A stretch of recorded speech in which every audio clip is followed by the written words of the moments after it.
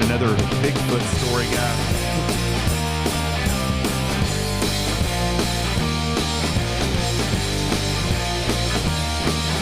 Here we go.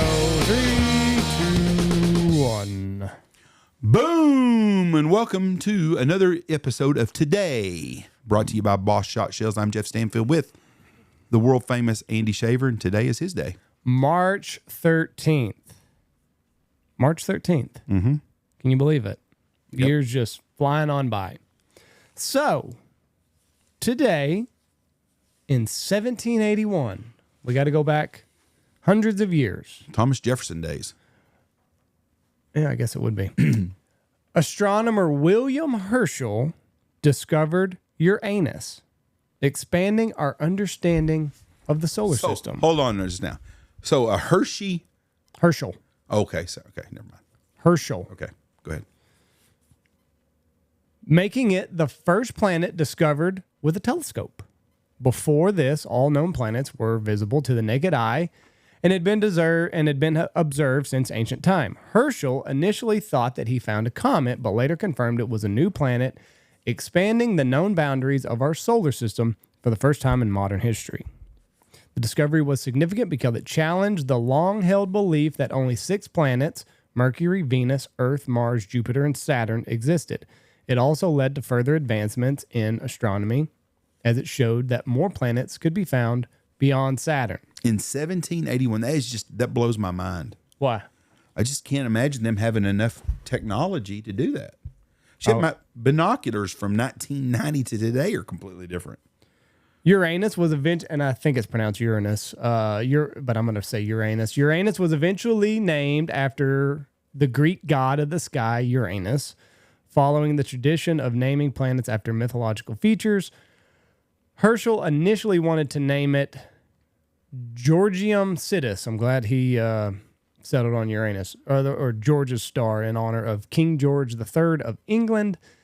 Thank goodness he went with Uranus. He found it by making a homemade telescope, a 7-inch reflector, which was one of the most advanced telescopes of the era. Herschel was an amateur astronomer. Originally, he was a musician, but had a obsession for observing the night sky. While scanning the constellation Gemini, he noticed what he initially thought to be a comet. The object appeared as a small disk rather than a pinpoint of light like a star, which was unusual. To confirm what he found, Herschel tracked the object for several nights and noticed it was moving much more slowly than a typical comet. Unlike stars, planets shift position against the backdrop of distant stars due to the orbit around the sun. Over time, astronomers realized that its motion and orbit were more consistent with a planet rather than a comet. Let's see here. What else did he do? So, a little bit about the telescope. It was a homemade reflecting telescope with a 7-inch aperture, and it was about 40 feet of focal length. So I'm assuming it was a 40-foot long telescope. I don't know. That's just unbelievable in 1781. Unlike refracting telescopes, which use glass lenses, reflecting telescopes use mirrors to gather and focus light, allowing for a more clearer and more detailed view of faint celestial objects.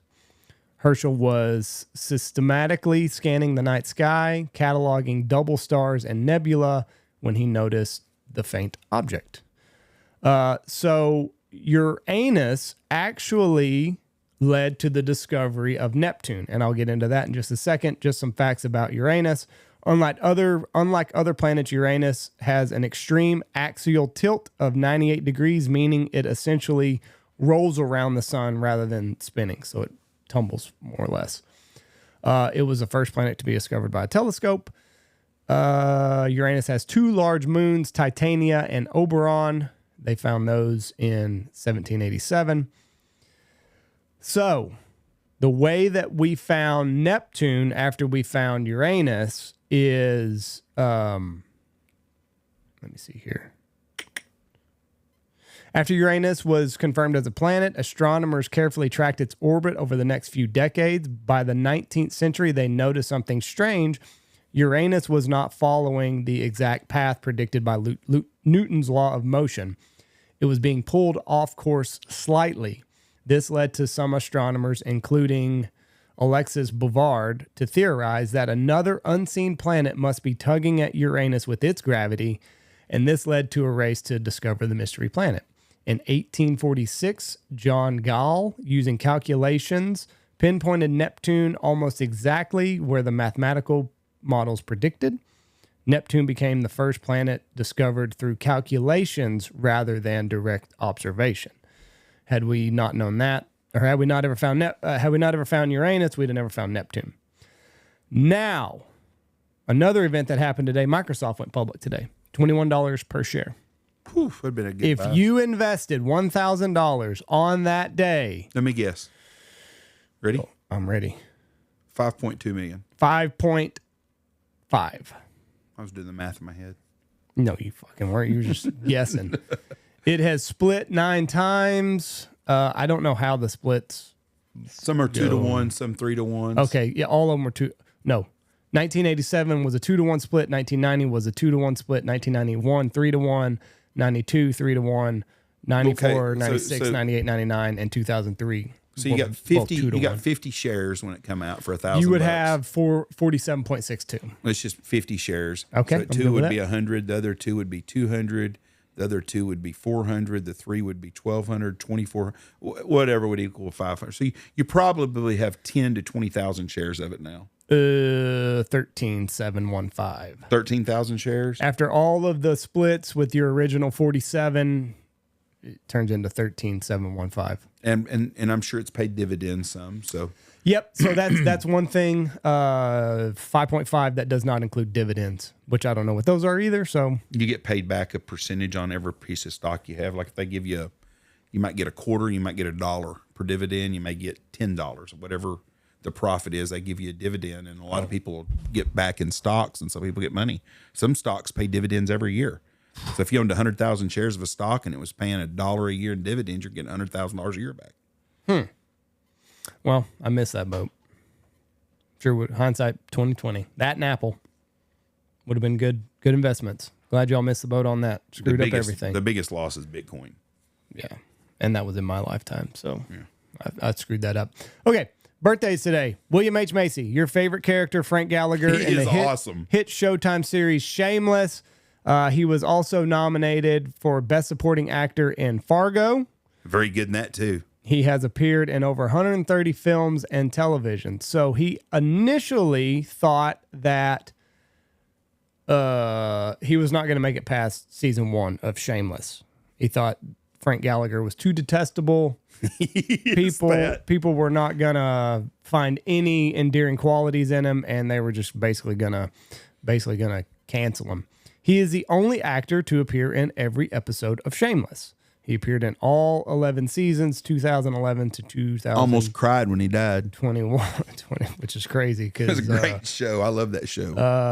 Yeah. So Frank Gallagher, it's one of the most infamous antiheroes in TV history.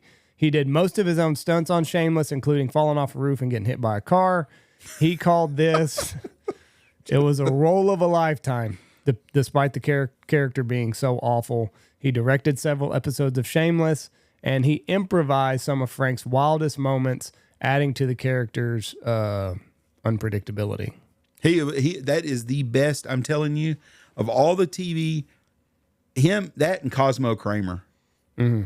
But Frank Gallagher, just a great actor. He was also in a movie where he played he was in Boogie Nights, and he played what's her name's husband. The porn chick, God, what's her name? Nina Hartley was in there, and he played her wife, and I think he killed himself. Oh, really? In Boogie Nights. And then he also played in a movie where he worked at a casino, and he was like a cooler. He would go to a table, and they would automatically lose when his ass sat down. Let's see here. Some of Frank's most memorable moments: survived multiple near-death experiences, including liver failure, overdoses, and getting thrown off a bridge. Scammed countless peoples, including his own children, to turn that money into drugs and alcohol. Turned their house into a makeshift homeless shelter for profit. faked illnesses and marriages, and once stole a dying lady's identity. So that is Frank Gallagher, William H. Macy, born on this day. There weren't a whole lot of people. I mean, there were a lot of people that died on this day. None of them that really seemed relevant to me, other than Who died this day? no.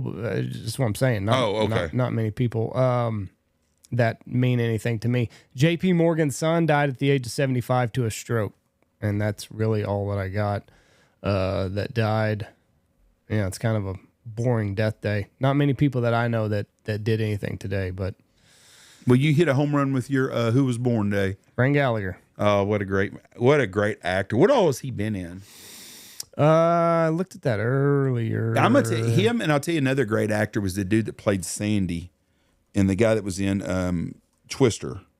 Yes. He played John Adams. Golly, I can see his face. Has he got like 3 names or something? Philip Seymour Hoffman. Yeah, well, he was a great actor also. Yeah, he was in. William H. Macy was in Fargo, Boogie Nights, Magnolia. I don't know what Magnolia is. Jurassic Park 3. Keep going down. I'm going to try to find the one where he's The Cooler is what you said. Okay, is that the name of the show? Yeah. Okay. Macy plays a cooler guy with bad luck. Run by casinos. He's got a lot of it in that show too. Anyways, he's a good actor, but that Shameless is a great show. Don't watch it with your kids, but I highly recommend it on Netflix.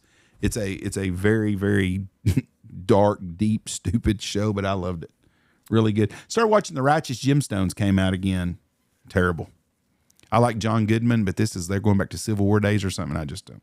Never seen any of it. Yeah, it's Money Preacher. John Goodman's a fake. Well, he's a real preacher, but it's something on TV. I don't like any of the sci-fi shit, so if I find something I can kind of stomach and watch, if I can get into it, it's good. I'm going to go back and try Peaky Blinders again. Got to do it. Give yourself a couple episodes. It's a I'm gonna fantastic stick with fantastic series. That's what everybody says. I just got to stick with it. I did that with Hell and High Water or Hell on Wheels. Yeah. About the train, and once I went back and watched it, it was very, very good. I had to watch it Peaky again Blinders is my all-time favorite show, but I will admit the first season is a little bit slow until you get to the end of the season, and then things just quickly pick up. I'll have to check it out. I need some rainy, cold, crappy days. Netflix season's about over now. Yeah. All right. Thank y'all for listening to us. God bless y'all. Have a great week. Bye-bye.